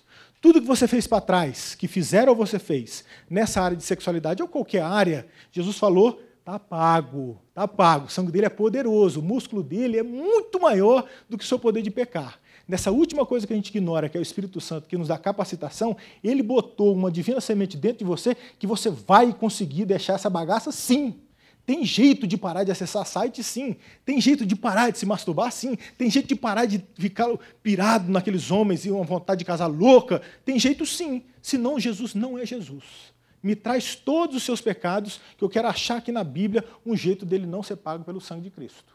A cruz paga todos os pecados. Eu queria encerrar convidando vocês seriamente para que nessa noite, esse era o meu desejo, para que nessa noite a gente tome uma decisão. E é essa. Não pela própria força. A gente nunca deu conta. Se prometer, a gente vai negar de novo. Mas que Deus faça alguma coisa nessa noite e a gente pare de ser escravo desse tipo de coisa, desse tipo de pensamento. Você sabe do que a gente está falando. Isso não é vida de crente. Tem jeito de limpar. A minha mente era encardida por imagens e coisas do mundo. Hoje minha cabeça é outra, porque eu estou tentando ter overdose de Bíblia. Eu vou para a academia, porque minha esposa me deu uma meta, que ela falou que eu estou ficando careca. E ficar careca e gordo, ela não quer. Então ela falou, você tem até os 40 para ficar magro e forte e bonito. Então eu estou nessa luta, eu vou para a academia. A academia é um lugar fácil de aumentar, queridos? As calças na academia são colocadas a vácuo, irmão. Aquilo é um perigo. Então o que eu faço? Eu não vou parar de ir para o mundo porque eu estou no mundo e eu tenho que pregar. Então eu tenho as minhas técnicas. Com qualquer mulher ou pessoa que eu falo, eu vou logo falando da Nanda e depois logo de Jesus. Eu já falo que sou casado, já passo a mão na cara com a aliança e vou falando de Jesus. É uma estratégia. Outra, eu só vou para a academia e escuto mensagem enquanto estou malhando. É vendo coisa, desviando o olhar e pagando 10 e ouvindo Jesus é o Salvador, Jesus é o Salvador. Você precisa estar blindado. Você vence essas coisas pelo poder do sangue de Jesus. Tem jeito da gente vencer, mas se você investir no banco certo, coloca na sua cabeça as coisas de Deus, que eu quero ver se você perde para esse mundo. Amém? Vamos orar e vamos encerrar? Meu Deus querido, Pai amado, louvado seja o Senhor, Pai. Esse tema ele não é difícil, esse tema ele não é constrangedor, esse tema ele é negligenciado na verdade, Pai. A gente fala pouco sobre isso e o inimigo tem ganho espaço nessa história porque ele quis sujar o sexo.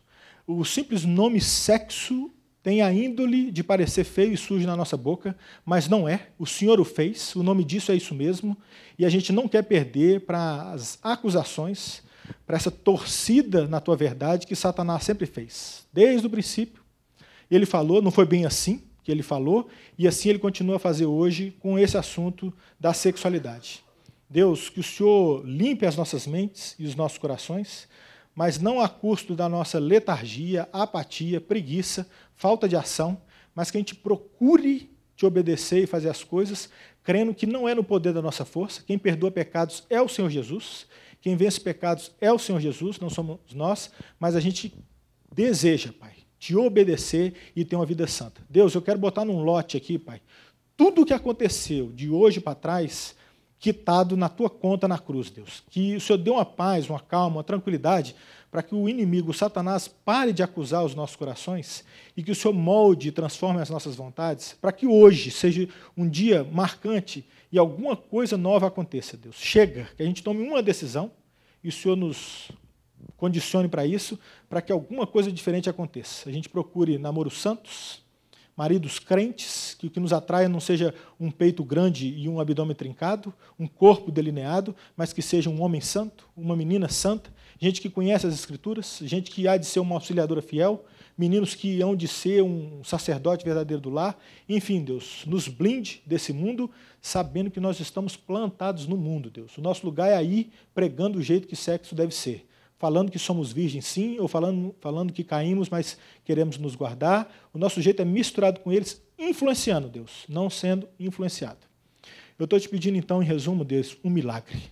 Só um milagre, Deus. Só um milagre para a gente que está escravizada a esse tipo de nojo conseguir se ver livre disso. E tem jeito, Deus. Eu falo por experiência própria e eu confio não na minha experiência, mas no teu poder. É da tua natureza fazer milagre. O Senhor já gosta de fazer um milagre, que eu sei, Pai. Eu estou clamando ao Senhor que faça mais um. Ou o Senhor não poderia fazer hoje mais? O Senhor é o mesmo ontem, hoje não será para sempre? Então eu te peço esse milagre hoje, Deus, em nome de Jesus, que uma pedra seja colocada nesse comportamento podre de alguns homens e moças aqui essa noite, e haja um levante, um avivamento de santidade, de namoros santos, de vidas santas, e a gente ser apontado como aqueles meninos crentes do Guará 2, aquela mocidade crente do Guará 2. Esse é o nosso desejo, Pai. Que a gente seja sal e que a gente seja luz, Pai, e não misturado no meio desses logos, Deus. Em nome de Jesus, amém, Deus.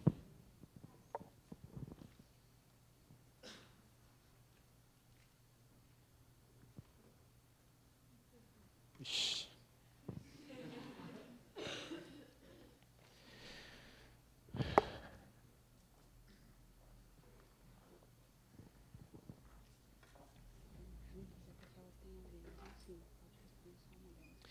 Tipo, essa com essa e essa com essa.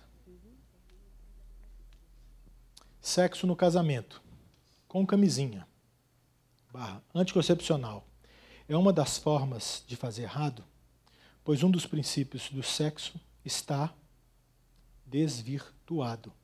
Aí ligando com a outra aqui que é parecida, o sexo, primeiramente, é para glorificar a Deus. Então, não necessariamente a procriação não é primordial?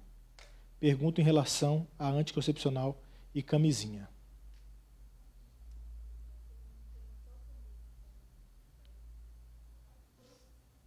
A Belinha falou que vai ter um tema só sobre isso, específico, que então poderia responder de modo mais geral. Sexo no casamento.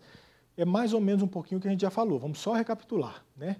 Existe um propósito principal, que é para a glória de Deus, e um propósito adicional. Eu gosto de fazer o anti-exemplo. Vamos entrar, então, na resposta da pergunta aqui. Sexo no casamento, com camisinha ou anticoncepcional, é uma das formas de fazer errado? Pois um dos princípios de sexo está sendo desvirtuado, ou seja, que é procriar. Então, eu vou entrar dentro da pergunta que foi feita. Vamos procriar. Vamos procriar. O negócio, então, não estou desprezando a pergunta, mas eu estou fazendo um anti-exemplo. Então, vamos procriar. O negócio é procriar. Vamos procriar. Então, é fazer filho. Mas também não é um dos motivos adicionais que a gente falou, desfrutar, para ter prazer? Então, eles não são conflitantes. Talvez casais, e o pastor Rosta já pregou isso aqui há algum tempo atrás, dizendo que são egoístas, que não desejam ter filhos. O problema é sempre o coração, queridos, né? Dificilmente é só o ato em si, o problema é o coração. Aqueles casais que têm uma índole mais egoísta, egocêntrica, que falam, não, eu não quero ter filho não, dá trabalho demais, tal. Talvez aí tivesse a natureza do problema. Mas se é para procriar, mas também para desfrutar, pode um, mas pode o outro também. Agora, Deus também nos dá sabedoria. É o mais prudente ir tendo filhos? Por que nos causa espanto alguém que fala assim, não, eu tenho 12 filhos? Não fala assim, caraca, não é estranho? Não tem, parece que uma sementinha no raciocínio lógico que Deus botou em mim e em você, que tipo, não, 4, 6, né? 12? É legal, mas tipo, mora na roça, todo mundo trabalha na lavoura. Entendeu? Então tem uma linha tênue aí que tipo, é para procriar, ok, mas é também para desfrutar. Qual o limite disso? Então, eu acho que não teria problema, mas fica para quem vai responder melhor sobre esse tema, né? Vai ter um tema só sobre isso. Sexo anal, pode ou não? Justifique. Dentro de toda a relação sexual, dentro do casamento, questões como sexo oral ou anal, são pecado? Justifique. Justifique. Rapaz, não é difícil não, né? É mais constrangedor, aparentemente, do que difícil. Mas é como eu falei, eu prefiro que a gente converse isso nesse ambiente. Aonde que a gente aprendeu a fazer essas coisas? Aonde que nos é ensinado a fazer essas coisas? Aonde que vocês viram essas coisas? Aonde que é mostrado essas coisas?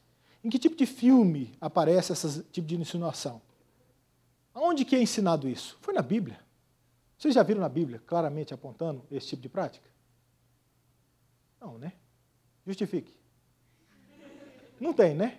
Está vendo que às vezes a gente é refém, então, dos filmes que vão pintando as coisas como é assim, é um negócio, e talvez volta nos temas que a gente notou, que essa sede por querer sempre alguma coisa a mais, e o suficiente nunca é o bastante, então as pessoas começam a fazer isso, e não citaram aqui, mas a gente poderia citar, eu não sei, tá? Tem mais pergunta aqui, com animais, com coisas. Onde que está isso? De onde é que vieram essas instruções? Não foram desses filmes podres? Não são desses filmes de Hollywood que insinuam algumas coisas? O problema não é, olha só que engraçado, o problema não é uma cena de traição, exemplo, né? De traição e divórcio. O problema é a mensagem que aparece. Porque, por exemplo, a gente assiste um filme e nesse filme tem cena de traição. Só que no filme é pintado que não. O Luciano teve motivos, foi legal, ele traía, a história é bonitinha no final. Ele trai, a menina trai o namorado da melhor amiga, mas fica com ela no final, porque ela nunca gostou dele, a outra era mais legal, e termina tudo alegre. Um filme que fala sobre traição. Então ela está pintando, de alguma forma, a traição como algo bacana no filme. A Bíblia fala de traição. Davi traiu com Batseba, não traiu? Mas como que é pintado na Bíblia? Bonitinho, com um final feliz? Não. Então a mesma história de traição é contada na Bíblia com a aplicação correta. Isso é errado. Agora, no mundo, eles pintam como, não, foi legal. Os fins justificaram o meio. A menina era chata. Tinha que deixar ela mesma e ficar com a amiga, que era mais legal. Então traiu, mas valeu a pena. Esses filmes vão indicando esse tipo de comportamento. Não, fazer só do jeito convencional é muito careta, é muito convencional. Então vamos inovar, inventar. É uma das ideias que o mundo vai pintando, dentro de um grande tema, por exemplo, que é o da rotina, por exemplo. O mundo pinta que rotina é ruim. Rotina é ruim? Então vou te perguntar. Amanhã você acorda e liga o seu carro e ele não pega. Foi bom ou foi ruim? Amanhã você acorda e está pelado no chuveiro e você abre para tomar banho e não cai água. Foi legal ou foi ruim? Não é boa a rotina de ter água todo dia na torneira? Não é boa a rotina de você descer, ligar seu carro e ele funcionar? Quando quebra a rotina, não é ruim? Não é bom ter a rotina de vocês que são jovens chegar e ter uma roupa passada, lavada, dobrada no armário? Não é bom a rotina de poder ter o salário todo mês que cai na conta, vocês que já pagam o salário, e ter o dinheiro para comprar o homem e lavar a sua calcinha? Não é bom? Essa rotina não é boa? O mundo pinta a rotina como não boa, pinta o convencional como não bom. Isso é mais uma filosofia do mundo, o terceiro elemento da antimissão. Do jeito que o mundo tenta fazer, eu e você não ser crente como a gente é. O primeiro é Satanás, o segundo é o seu pecado, o terceiro é o mundo. Essas coisas que estão sendo perguntadas aqui já é fruto de mentes escravas do mundo. Nunca, ninguém antes da história desse país foi lido aqui esse tipo de prática. Nunca, nunca. Aí vem vocês e me perguntam isso. Onde é que foi dito isso? No mundo. Justifique. Qual que é a resposta para isso? Ela é óbvia. Ela é óbvia. Ela é óbvia. Eu sei que quem perguntou não vai perguntar mais, né, porque eu vou ficar com vergonha. Então, eu paro por aqui. Quando acontece o casamento? Na bênção do pastor, na decisão de se unir, nas núpcias ao sair de casa. De casa, é? Pareceu cama. Sair de casa, sair da cama. Quando eu falei que um dos propósitos do sexo é consumar o casamento,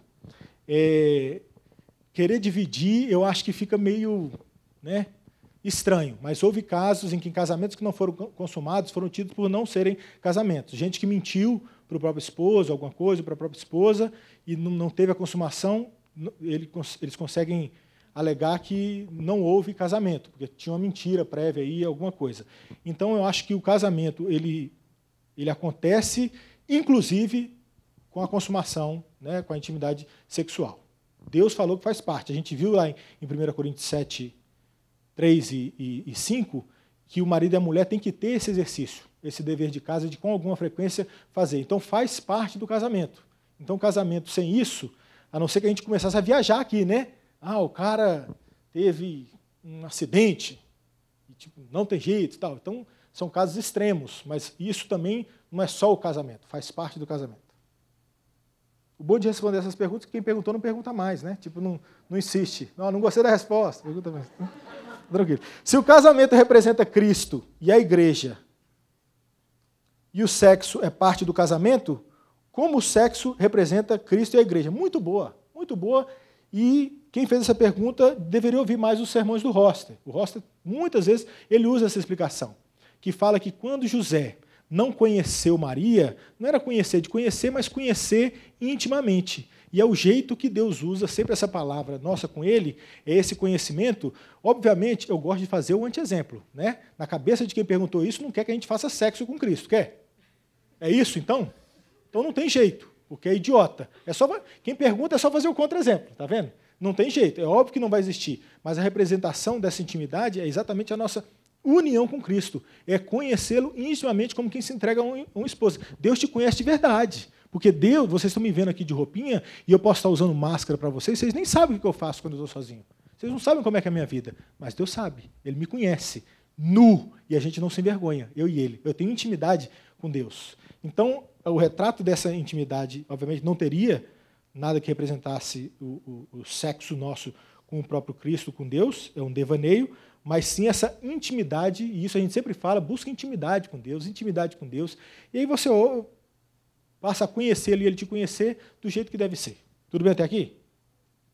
No casamento, tudo é permitido com o cônjuge, ou há limites para uma sexualidade saudável? Aqui é muito interessante, eu aconselho vocês, eu li todos os textos lá do Monergismo, né?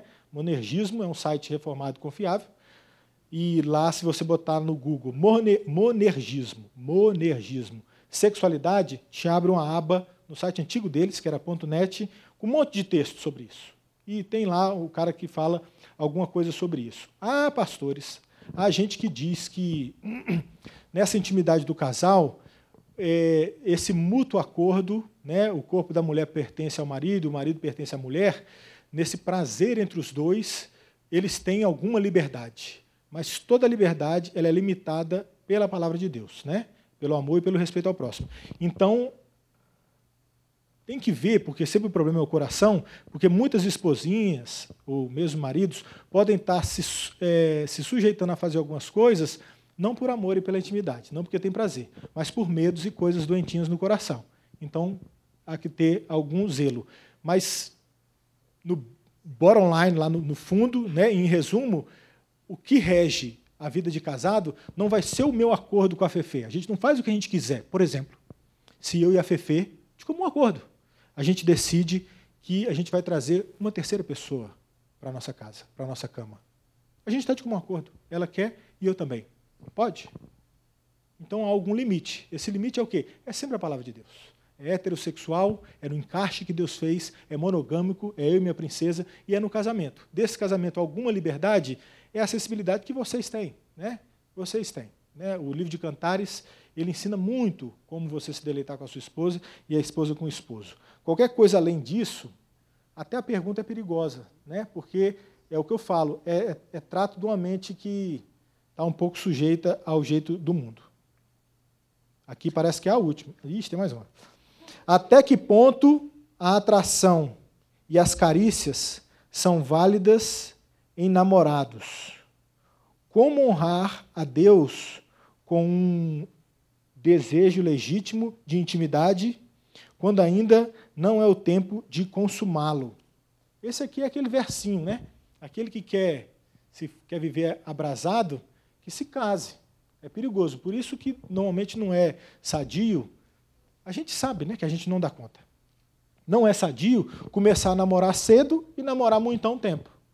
Ninguém aguenta, irmão. Ninguém aguenta. Esse negócio é difícil. A gente é pecador. A tendência é a gente perder. Por isso que é não aceito, por outros versinhos da Bíblia, namorar um crente com um descrente. Porque o descrente ele não tem cabresto. Ele quer o que você não quer dar. Ele quer o que você não pode oferecer. É isso que ele quer, ele não tem cabresto. O temor dele de Deus é aquele temor errado. Ele não está nem aí, ele tem medo de Deus. Ele não quer saber de Deus.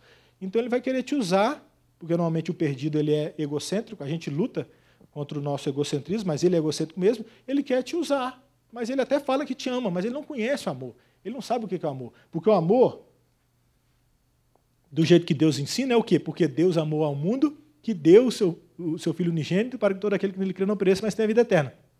Qual que é uma marca, se a gente fosse aprender uma lição sobre o amor, a marca do amor, olhando para o que Cristo fez, é o quê? Amar é dar a vida. Porque Deus amou ao mundo de tal maneira que deu o seu Filho unigênito. Deus deu o próprio Deus. Então, esse jeito de amar não é um corpo da menina me servir no prazer que eu quero dar. Não, mas ele fala que me ama, ele cuida de mim. Isso não é amor. Amor, ele dá vida por você. Ele fala assim, então você é crente e eu não sou, supondo que fosse um descrente, mas tivesse a mente iluminada, ele ia dizer assim, então, por amor a você, eu dou minha vida por você. Eu não preciso de sexo. Eu entendi. É isso. Isso é cabeça de crente que faz. O cara não crente, ele não vai fazer isso. Ele fala, eu quero transar, minha filha. Eu quero, como é que faz? Não tem negócio disso não com crente? Não, então próxima, vou uma festa. Eu preciso resolver meu assunto. Ele é egocêntrico, ele está atrás da vontade dele. Eu me perdi na pergunta aqui. O que pode no namoro? Então, eu acho que é perigoso namorar cedo, porque se você não está com tempo de deixar pai e mãe, você vai ficar muito tempo namorando, e a carícia é perigosa, né? A carícia, o negócio vai esquentando aqui, o beijo, o negócio aqui, e isso não dura, é perigoso. Então, a tendência é que você, aquele que quer viver abraçado, que se case, né? Não pode viver abraçado. O limite da carícia é o limite da obediência da palavra. Então, a gente que... Eu fico com vergonha de fazer piada, né? Mas tem que tomar cuidado.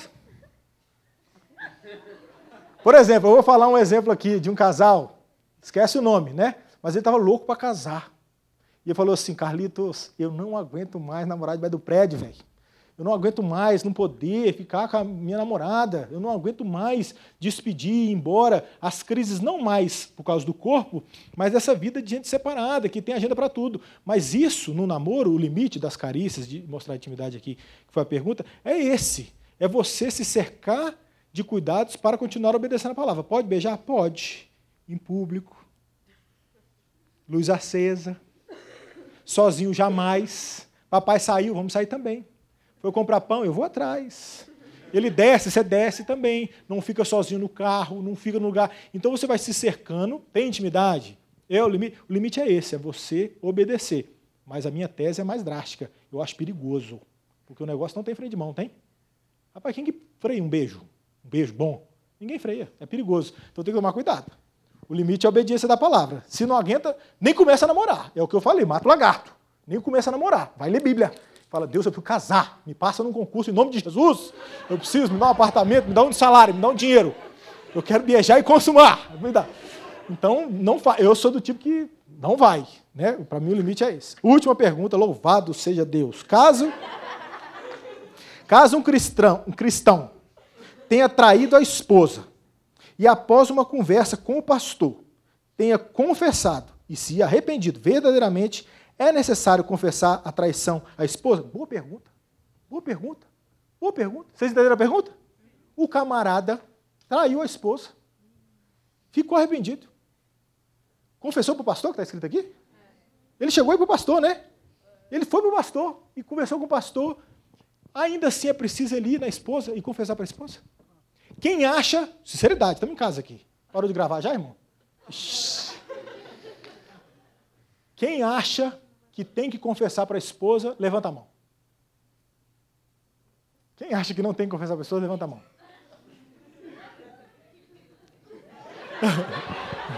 A maioria acha que tem que confessar. Deixa eu falar uma coisa para vocês. Minha opinião vai contra o que a maioria acredita, tá? Eu vou tentar fazer o justifique aqui e ver o que vocês acham.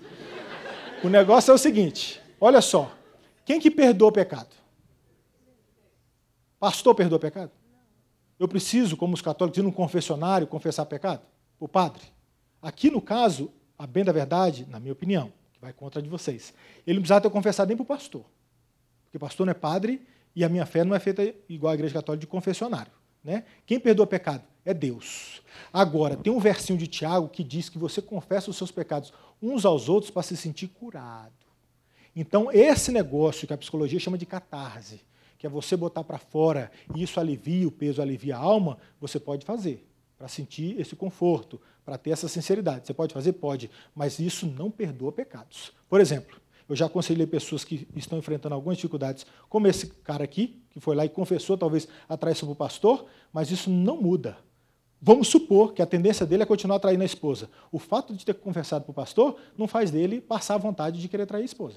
Por exemplo, um camarada que luta, às vezes, com masturbação, fornicação, pornografia, e vem e elege um amigo e confessa para ele. Isso não dá a ele isenção e imunidade a continuar caindo no pecado. Foi bom porque ele dividiu a culpa, talvez o amigo fale assim, eu também, o que dá empatia e força, né? Mas não foi perdoado e não resolveu o problema. Agora, quem que resolve o problema? Jesus. Outra coisa, eu perguntei quem perdoa o pecado? Jesus. Eu e você, a gente perdoa igual Jesus?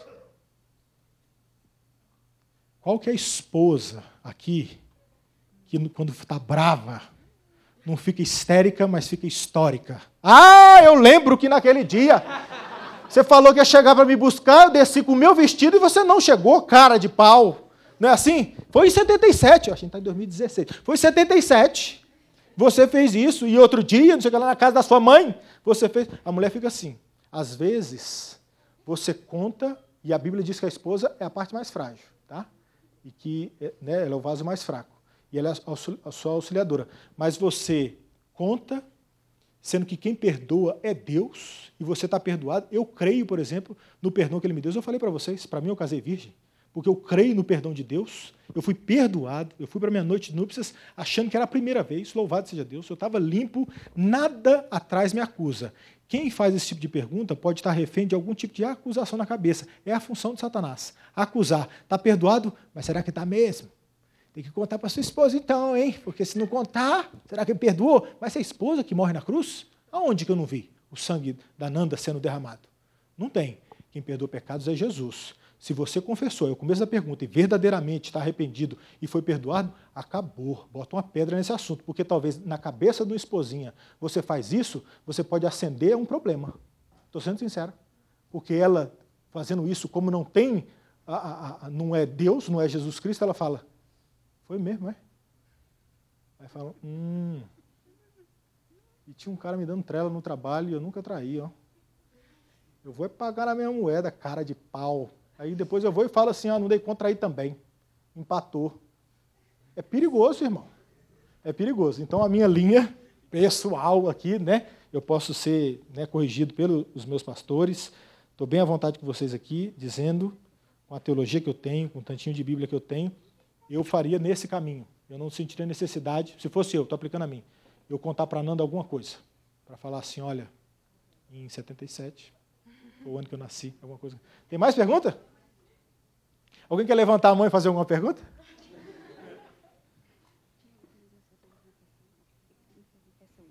Infelizmente, é muito comum que os rapazes cristãos não se interessarem pelas moças da igreja. O negócio está pessoal aqui.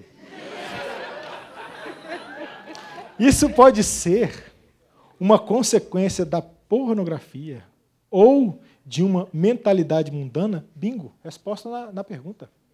Exatamente, gravíssimo risco de ser isso. Gravíssimo, pode não ser, tá? As meninas não estão blindadas não, porque tem menina crente chata pra caramba também. Deus me livre, né? Só que pode ser, pode, por quê? Porque o mundo, né, como eu falei, as perguntas aqui, elas já são moduladas por algumas informações do mundo. Então, o padrão de mulher do mundo é um padrão que não existe. Ainda hoje eu lia uma reportagem dizendo o efeito Pugliese. Quem viu esse texto? O efeito Pugliese. Depois vocês vão procurar, o texto é longo, tem que ser intelectual. O efeito Pugliese. Aquele tipo de vida, né, um dia eu conversando com a minha esposinha desses Instagram, desses sites, esse negócio, aí a menina mostrando que ela vai para Dubai, vai para não sei aonde, aí a Nanda falou assim, mas como que é isso? Essas meninas, e mostra sapato, e mostra negócio, eu falei assim, é para você comprar, é para você querer ir para Dubai. E ela já estava clicando assim, Dubai. Eu falei, olha aí, tá vendo que deu certo?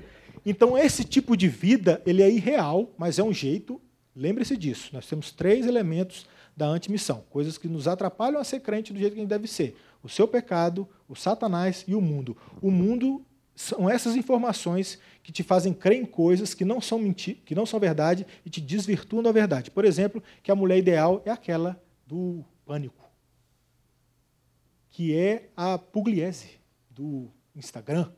Esse tipo de mulher. Então, sem perceber, porque o negócio é sutil, né, os meninos vão entendendo que o jeito de menina que presta são essas. Então, atrapalha? Atrapalha sim. Agora, o que é uma dica que eu dou aqui para as meninas e para os meninos? Meninos, querem ser pegador? Meninas, querem ser pegadoras, mas do jeito crente, ou seja, achar a pessoa, garfar o menino da igreja, o crente? As meninas, o jeito de atrair gente crente, do jeito da Bíblia, é você parar de malhar braço e malhar Bíblia. É esse jeito aqui, porque quem malha Bíblia, quem lê Bíblia, o cara santo, ele atrai. Eu já vi gente dessa igreja aqui que era tido por feio, fraco e franzino, e ele ficou crente, irmão. E ele ficou santo, e ele despontou 3, 4, Carlos, como é que é o negócio ali e tal? A hora que eu vi, sem saber, eu estava aconselhando 3 com o mesmo alvo. Eu falei, louvado seja Deus. O cara está na pista, está na prateleira, cara, tal. Não falei para ele, né? Aconselhamento, a gente guarda segredo. Mas eu falei assim, cara, mesmo nome. Aí veio aqui o mesmo nome. Eu falei, o que esse menino tem? Santo, crente. O menino estava crente. O menino ia para a igreja, o menino orava, um negócio diferente. O menino lia a Bíblia, o menino pregava, menino diferente. Menina que presta para casar, que os meninos da igreja vão querer. Menina crente. Se a menina for crente, santa, despachar, parar de ser chata, parar de ser mandona, parar de ser enjoada, porque tem menina crente enjoada. For crente, mansa, serviçal, submissa, menina crente, pura, tal, atraente, sem ser atrativa. O cara vai olhar e falar assim, o telefone tem cachorro, querida? Onde é que é o telefone da sua Bíblia? Fica onde? Né? Qual o melhor versinho que você gosta? É João 3,16? Vem cá para eu te falar o meu, tal. Vamos conversar. Vamos recitar o Salmo 121 aqui, eleva os olhos para o monte, meu socorro vem de você, eu quero dizer do Senhor. A vontade de Deus é boa, tranquila e favorável, quer dizer, boa, perfeita e agradável. E aí você vai, não é assim? Encerramos? Tá bom até aqui? Então fechou, vai. Deus abençoe vocês. Quem quiser a gente conversa mais em off.